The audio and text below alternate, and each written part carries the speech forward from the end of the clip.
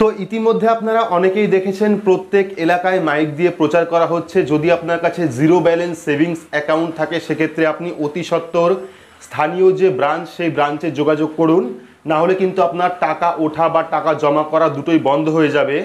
তো আজকের এই ভিডিওতে আপনার ডিটেলস জানাবো যে কেন এই প্রচার করা হচ্ছে এবং স্থানীয় ব্রাঞ্চে গেলে আপনাকে কোন কাজটি করতে হবে, কোন কোন ডকুমেন্ট আপনাকে সঙ্গে নিতে হবে, না হলে পরবর্তী সময়ে আপনি সেই অ্যাকাউন্ট থেকে কোনো রকম টাকা তোলা বা টাকা জমার কাজ করতে পারবেন না।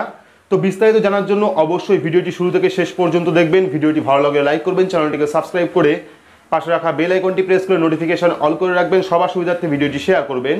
তো চলুন শুরু করি।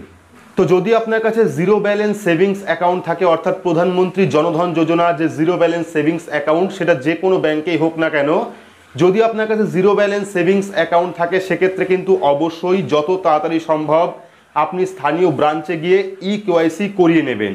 অর্থাৎ যে প্রচার করা হচ্ছে সেই প্রচারটা করা হচ্ছে কেওয়াইসির জন্য, যদি আপনার কাছে জিরো ব্যালেন্স সেভিংস অ্যাকাউন্ট থাকে।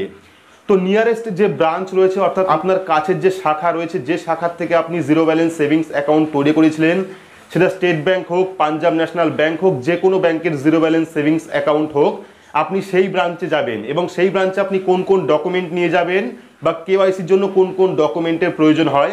প্রথমত আপনার আধার কার্ড আপনাকে অবশ্যই নিতে হবে। যদি আপনার কাছে প্যান কার্ড থাকে সেক্ষেত্রে প্যান কার্ড নেবেন, না থাকলে প্যান কার্ডের দরকার নেই। আপনার মোবাইল নাম্বার বা মোবাইলটা আপনি শাখায় নিয়ে যাবেন এবং পাশাপাশি কিন্তু আপনাকে ব্যাংকের যে পাসবুক সেই পাসবুকও নিতে হবে এবং রিসেন্ট যে আপনার পাসপোর্ট সাইজের ফটো রয়েছে, কালার ফটো, সেই পাসপোর্ট সাইজের ফটো, এই 4টি ডকুমেন্ট অর্থাৎ আধার কার্ড, প্যান কার্ড থাকলে প্যান কার্ড, না হলে প্যান কার্ডের দরকার নেই, মোবাইল নিয়ে যাবেন, ব্যাংকের পাসবই নিয়ে যাবেন এবং পাসপোর্ট সাইজের একটি রিসেন্ট ফটো আপনি সেই ব্রাঞ্চে নিয়ে যাবেন। ব্রাঞ্চে নিয়ে গেলে কিন্তু সেখান থেকে আপনাকে নতুন করে আবারও কেওয়াইসি করানো হবে, অর্থাৎ আপনি যে বেঁচে আছেন বা একই অ্যাড্রেসে আছেন সেই প্রমাণ কিন্তু আপনাকে দিতে হবে সেই ব্যাংকে গিয়ে, এবং নতুন করে কেওয়াইসি করার পরে কিন্তু আপনি যাবতীয় কাজ করতে পারবেন। অনেকের এখনো পর্যন্ত ব্যাংক অ্যাকাউন্টের সাথে আধার কার্ড লিঙ্ক হয়নি, বা অনেকের এখনো পর্যন্ত ব্যাংক অ্যাকাউন্টের সাথে মোবাইল নাম্বার লিঙ্ক হয়নি, বা অনেকেই এখনো পর্যন্ত ব্যাংকে কেওয়াইসি করাননি। তারা অবশ্যই অতি সত্বর ব্যাংকে গিয়ে এই 3টি কাজ করিয়ে নেবেন, অর্থাৎ কেওয়াইসি করিয়ে নেবেন, ব্যাংকের সাথে মোবাইল নাম্বার লিঙ্ক করিয়ে নেবেন এবং ব্যাংকের সাথে আধার কার্ডও লিঙ্ক করিয়ে নেবেন। না হলে কিন্তু পরবর্তী সময়ে সেই ব্যাংকের থেকে আপনি কোনো রকম টাকা তোলা বা টাকা জমা এই সমস্ত কাজ করতে পারবেন না। এর জন্যই কিন্তু প্রত্যেক এলাকায় মাইক দিয়ে প্রচার করা হচ্ছে, যদি আপনার কাছে জিরো ব্যালেন্স সেভিংস অ্যাকাউন্ট থাকে সেক্ষেত্রে অবশ্যই আপনি যত দ্রুত সম্ভব আপনার নিয়ারেস্ট যে ব্রাঞ্চ অর্থাৎ শাখা, সেই শাখায় গিয়ে আপনারা যোগাযোগ করবেন।